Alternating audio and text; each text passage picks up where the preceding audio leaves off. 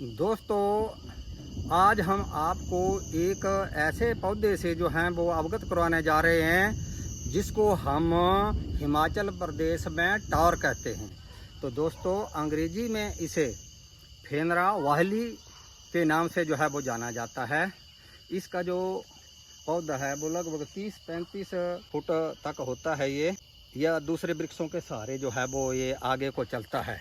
इसके जो ये पत्ते हैं ये इस तरह के हृदयकार होते हैं और इसके जो फूल हैं वो इस तरह के क्रीम कलर के होते हैं। ये पुराने ज़माने में ये जो टॉर थी ये हमारी परंपरा, रीति रिवाज और संस्कृति में जो थी वो रच बस चुकी थी।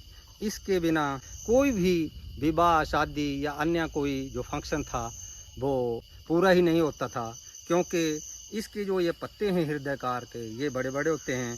तो जिससे हम ये इस तरह के जो है वो ये पत्तर बनाया करते थे और ये इस तरह के दोने भी बनाए जाते थे।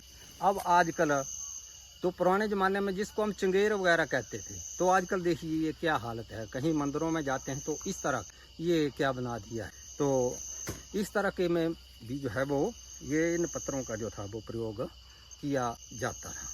आज से लगभग 20 वर्ष पहले पंडित लोग भी इन दोनों आदि में ही जो भी रस्म रिवाज कोई भी क्रिया संपन्न होती थी तो इसी में ही जो है वो सब कुछ चीज़ें लेकर के प्रयोग किया करते थे। लेकिन दोस्तों, आज जो दूसरी कागज से बनी जो सिल्वर कोटेड प्लेट्स हैं वो बाजार में आ चुकी है, जो स्वास्थ्य के लिए बहुत ही हानिकारक हैं, यानी कि अनहाइजीनिक हैं।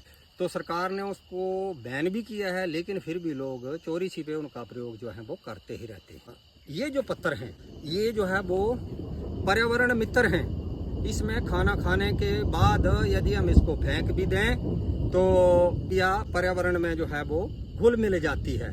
इसके अतिरिक्त देखिए इस पेड़ ये जिस तरह से कितने घने पत्ते लगे हुए हैं, तो इस पेड़ का जो है वो पर्यावरण की दृष्टि से ही नहीं अन्य कई प्रकार से जो है वो बहुत बड़ा महत्व है। जिस तरह से पशु पक्षी कीट पतंगे सैकड़ों के हिसाब से जो है वो इसकी शरण में रहते हैं। जब इसमें फूल लगते हैं तो कई कीट पतंगे मधुमक्खी आदि जो है वो इसे ग्रीष्म ऋतु में जो है वो रस चूसते हैं। जब कहीं भी कोई फूल नहीं होता है तो इसमें ये देखिए आजकल ये फूल लगे हुए हैं।